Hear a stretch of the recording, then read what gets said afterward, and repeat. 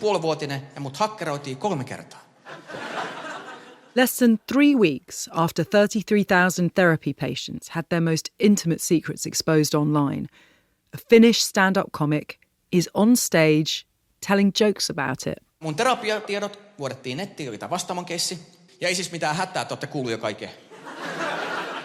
My therapy notes were released online in the big Vastaamo case, he says.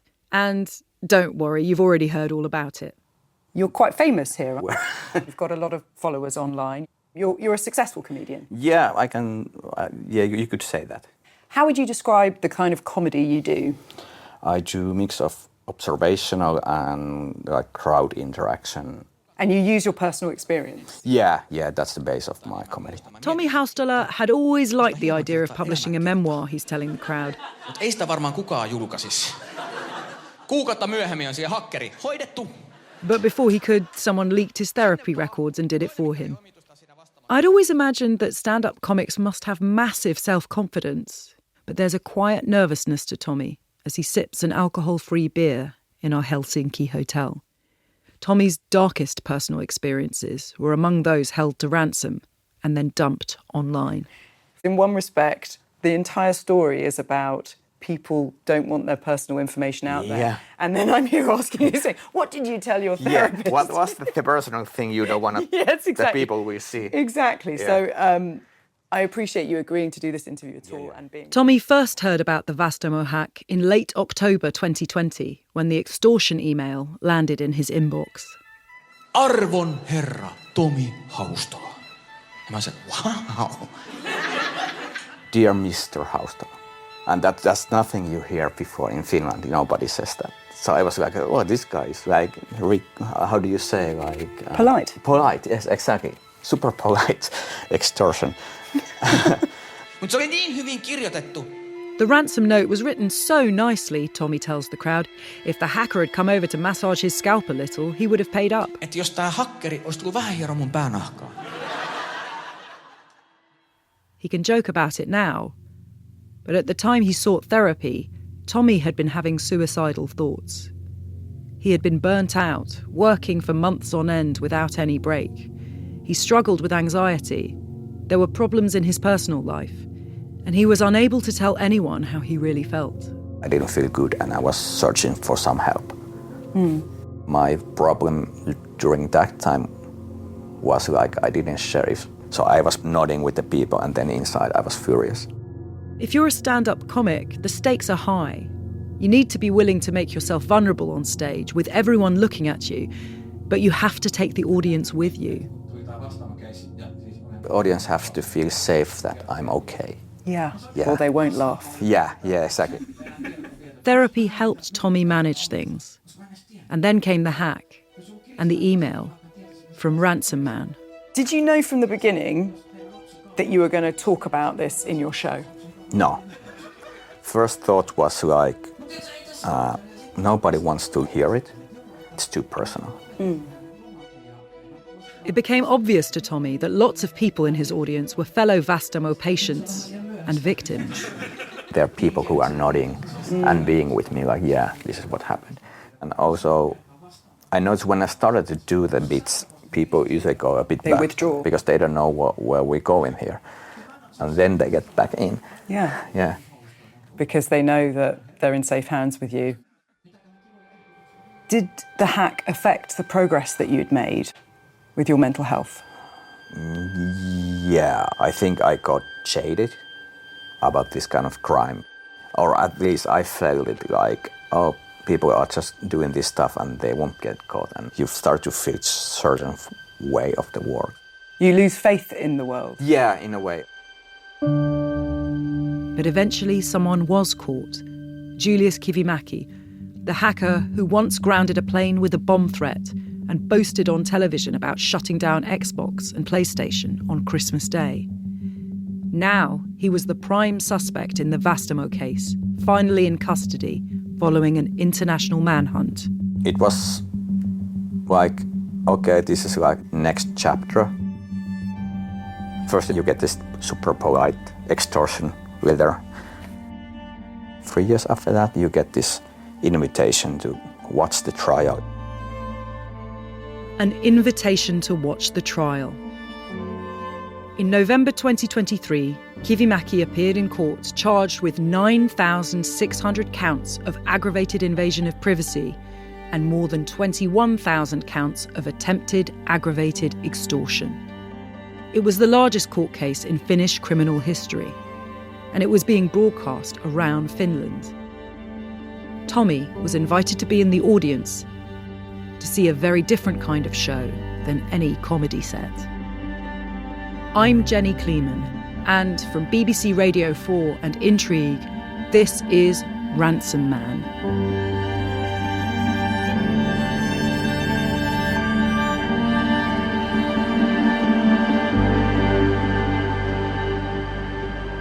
Episode 5, 635 Years of Suffering. The trial took place in Espoo, the affluent city close to Helsinki where Kivimäki grew up. The courtroom is panelled in beech from floor to ceiling. There are 8 banks of desks, each with a microphone and a monitor on which evidence is displayed. 3 judges would decide the case. There was no jury. On one bank of desks sat the team of 3 prosecutors, led by Pasi Vainio, all with immaculate suits, ties and trimmed beards. Into this scene strode Kivimäki, dressed in a green duffel coat over a black T-shirt, a bottle of water in one hand, a laptop in the other, grinning once more at the assembled cameras. Kivimäki took a seat and plugged his laptop in on another bank of desks, next to Peter Jaari, the lawyer defending him. I mean, who wouldn't like to have a case like this? The eyes of a nation were on him.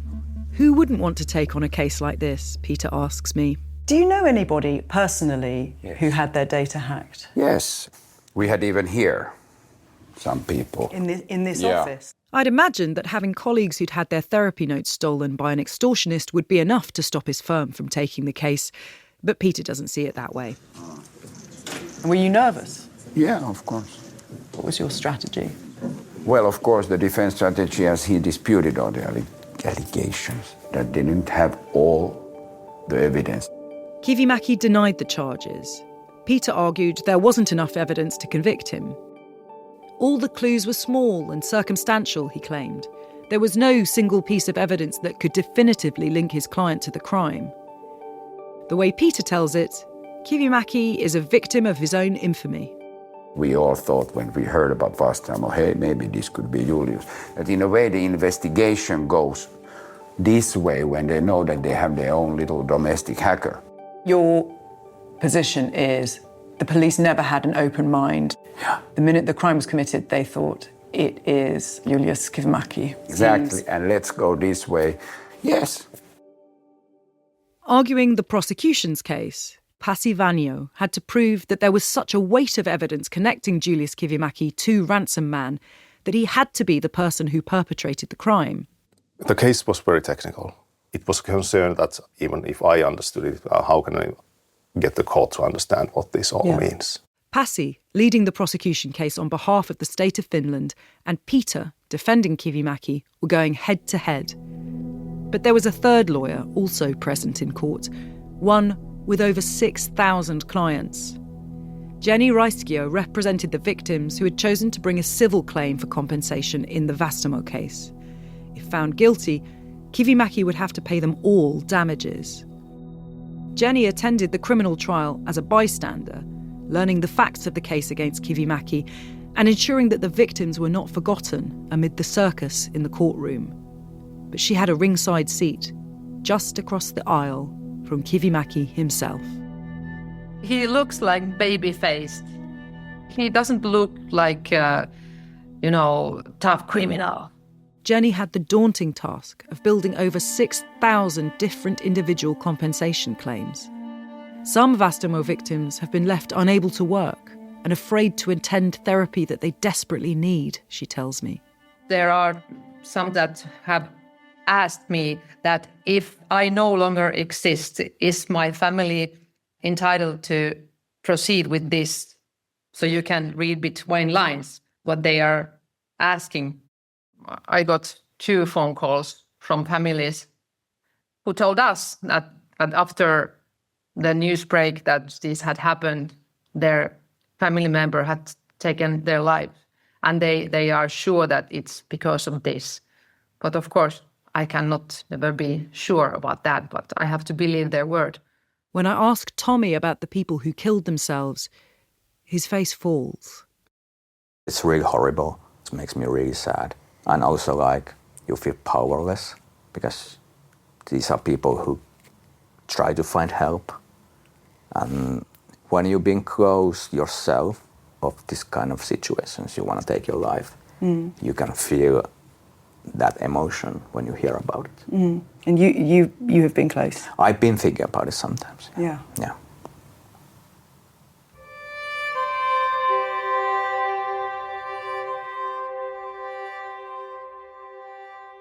No courtroom in the world would be big enough to accommodate all the victims of this crime. Over 21,000 former Vastaamo patients had registered themselves as plaintiffs in the criminal case. They were given an opportunity to view the trial in special screenings across Finland, in public areas, like cinemas. Tiina Parikka wanted to see justice being done. I went there for the couple of first days. What was that like? It was really important for me to go there. I wanted to see him there on the bench to answer. In a case that was all about the right to privacy and anonymity, it was a pretty awkward setup. We pretty much kept to ourselves. That's the worst kind of free tickets I ever had for cinema. Yeah. So the crime was about our privacy. So let's everyone they be in there. Hey. What did he get on you? Yeah, I can imagine. Yeah. It was really fun at the same time. Go in movies and watch your trial. Watch the person who's stolen your secrets. Yeah. With everyone finally in their seats, it began. Watching it all unfold on the big screen, Meri Tuli decided she's no fan of Kivimäki's lawyer, Peter Jaari. Jaari said something along to the words of like, these are not crimes on people's lives and health. And me and the other people sitting there in the movie theatre, we were very pissed. Sitting awkwardly in the cinema, the victims got to see a bit of a spectacle. To demonstrate all the evidence against Kivimäki, the prosecution had produced an enormous chart. I have, by the way, the map of the whole procedure. I don't know if you've ever seen it. I haven't seen it. Would you like to see it? I would love to see it. It was in the courtroom. Don't tear it. Peter unrolls this chart along his law firm's boardroom table. It's a vast, sprawling spider diagram with arrows linking servers, credit cards, names, IP addresses and icons representing people. You have Kivimäki here, that's his face.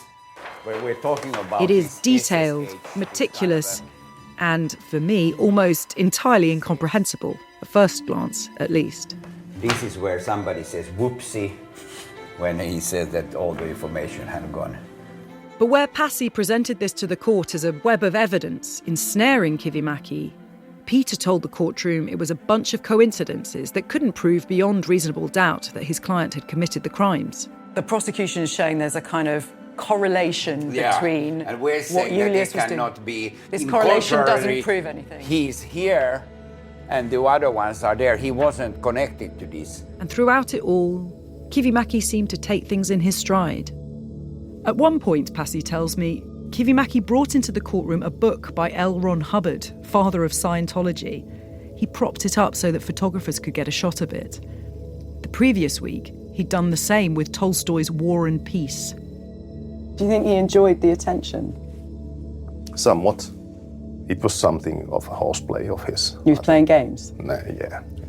He was literally playing games in court too. Jenni Raiskio, the victim's lawyer, sitting across the aisle from Kivimäki, saw him on his court-approved computer, often playing solitaire. He is doing his own thing, playing some computer game, minding his own business. When he has something to say, then he keeps going because he speaks about things that he is interested in. When the prosecution produced expert witnesses, Kivimäki paid more attention, engaging with their evidence, questioning them directly. His lawyer, Peter, was impressed. They are dividing, they're doing calculations in their head that involve 25 number digits. No, it don't go like this, you count it like that. That's not normal. Do you think he's a bit of a genius then? He's capable in a lot of things. I want to find out just how capable Julius Kivimäki is for myself by getting him to answer my questions. But when I ask Peter again, for what feels like the 20th time... Do you think he'll change his mind? We're here until Sunday and we'll come back. We just really want to build up a picture of who he is. The answer is still no. Who are you messaging? His mother. They don't want. I'm sorry, I tried. Her mother has said no. Yep.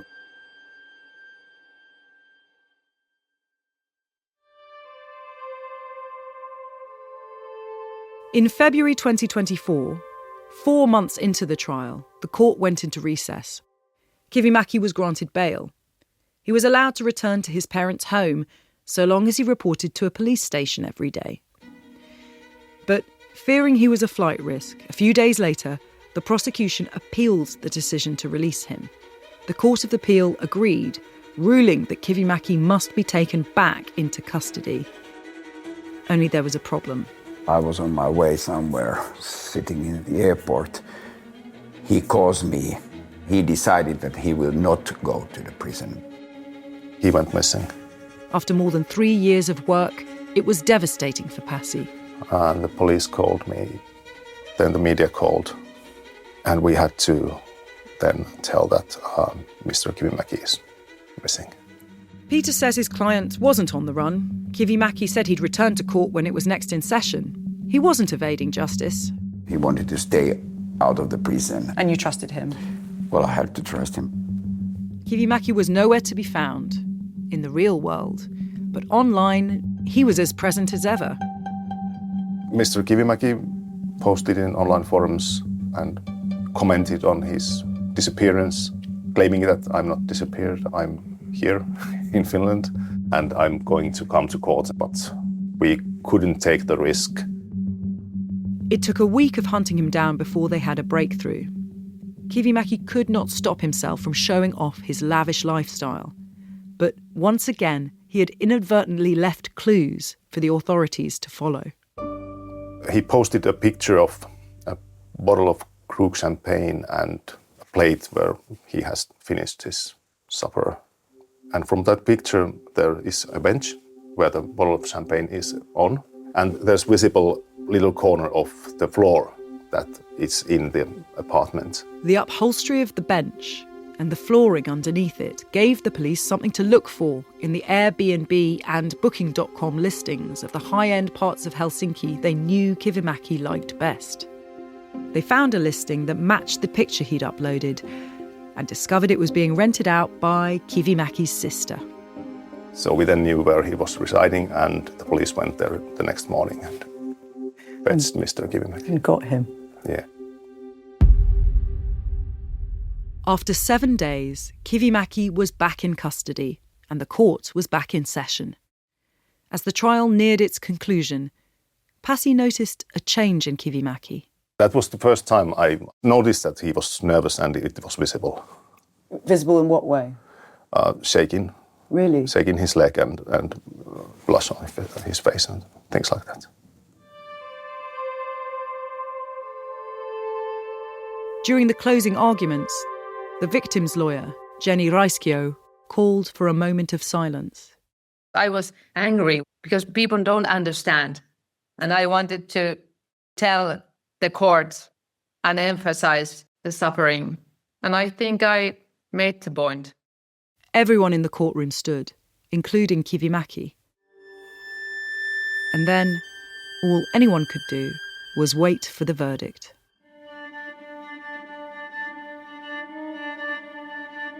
I remember coming home and I think, oh my God, they're going to convict him. On the 30th of April 2024, the 3 judges announced they had come to a decision.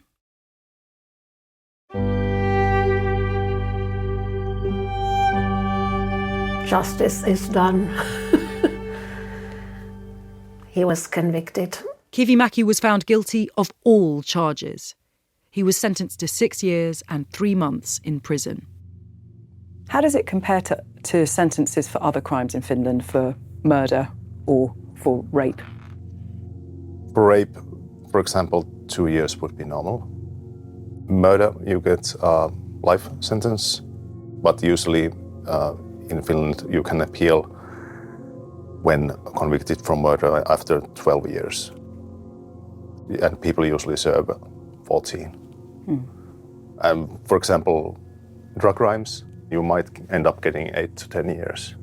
So how to correlate with this? It's a good question, because when put into perspective on how much suffering this case has caused. Pasi and his team have tried to put a number on the harm caused by this crime. If one person of these victims would have a total suffering of 1 week, like total agony. Multiply that 1 week of agony by the number of victims in this case, and you would have 635 years of suffering. For Meri Tuli, the verdict felt like a validation. I felt seen by the court. I felt like the victim's suffering was seen by the court and that they recognized the severity of the crime. That I was thankful for. There are other ways of trying to quantify the suffering this crime has caused. Victims will get compensation, anything from a few €100 to a few thousand, depending on how many pages of their therapy notes Vastaamo had in its database and how sensitive the information contained in those pages was. Kivimäki is supposed to pay these damages, but if he can't afford it, the government will foot the bill. Despite his champagne lifestyle, the authorities have so far been unable to locate any of his money. There's another person who'd been present in the courtroom, a spectator at Kivimäki's trial, the founder and one-time CEO of Vastaamo, Ville Tapio. He wanted to see the case through. He wanted to get some kind of closure for the breach. The year before Kivimäki's case came to court, Tapio had been on trial himself, charged with data protection offences. Tapio denied the claims, saying he was unaware of the breach until autumn 2020 and had handed over responsibility for technical oversight to external IT consultants. Pasi led the case against Tapio too. We prosecutors think that Mr. Tapio has had information prior to the extortions that Vastaamo's information security is not good. The prosecution had argued Tapio had been well aware of the vulnerabilities with Vastaamo's information security. Do you think he was more focused on growing the company than protecting the customers? Yes, that is our opinion. Vastaamo was declared bankrupt in February 2021. Tina, a former head teacher, knows a thing or two about how to run an organisation. I was really mad at Vastaamo especially, and I still am. Because actually they did the first crime. And the first crime was what? They left all our information, open doors. Anybody could come and take the information, and now he says that he didn't know. I know, and he should know, that a CEO cannot say that I'm not responsible because I didn't know. You seem really angry. I'm really angry. Meri Tuli and Tomi had similar reactions. I have actually been more angry towards Ville Tapio than I have been towards Kivimäki. I feel like, oh, this guy. My phone, I have better password in my phone than he could have in this database, so it gets to my nerves. It seems like information security was never a priority to him. What was his priority? Making money. Because Vastaamo was so successful, he must have done a lot of things right. Maybe if he owned up to it and okay, I didn't allocate enough resources for this. I should have known better. But he too denies all guilt. Just own up to your incompetence and grow and learn from your mistakes. Ville Tapio has said Vastamo's operating system had restricted database access to authenticated users and did not allow password-free network logins. Tapio has always denied any wrongdoing, and he has refused our many requests to interview him. Tomi, Tina and Meri Tooley have reserved so much of their anger for Tapio. I wonder what Pasi makes of it all. Who then is ultimately responsible for this hack?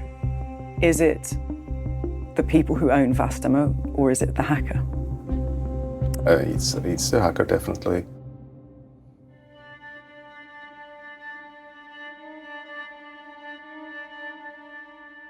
I'm convinced it must take a particular subset of hacker, a specific kind of human being, to commit a crime that causes so much suffering to so many people. I'm desperate to know what kind of person that is. But so far, Julius Kivimäki has refused to talk to me. And then, as we're walking between interviews, I look at my phone. Oh my God. Hey, are you recording? Yes. Right, we're crossing the road in Helsinki. We've just come out of an interview. I just checked my email. It's from Peter Jaari. Hi, you'll get the interview. Need to know ASAP, tomorrow or Saturday. He says he needs to know ASAP. Shall I reply now?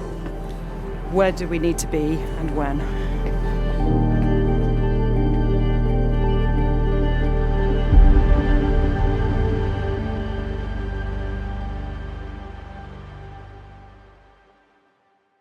In April 2023, Ville Tapio was found guilty of breaching the General Data Protection Regulation in his handling of patient data. He appealed and was cleared of all charges in December 2025. The Court of Appeal ruled that neither the GDPR nor the applicable Finnish healthcare legislation required encryption or pseudonymisation of patient data at the time in question. The court found there was no clear legal requirement at the time obliging Tapio, as CEO, to take specific security measures, and his conduct in relation to the breach did not amount to criminal negligence. The BBC understands he has submitted a complaint in relation to the conduct of his prosecution. Ransom Man is written and presented by me, Jenny Kleeman. The producer is Sam Peach. The executive producer is Georgia Catt. The commissioner is Dan Clark. And the commissioning executive is Tracy Williams. Sound design by Sam Peach. Original music for the series was composed, performed and produced by Echo Collective. It's a BBC Studios production for BBC Radio 4.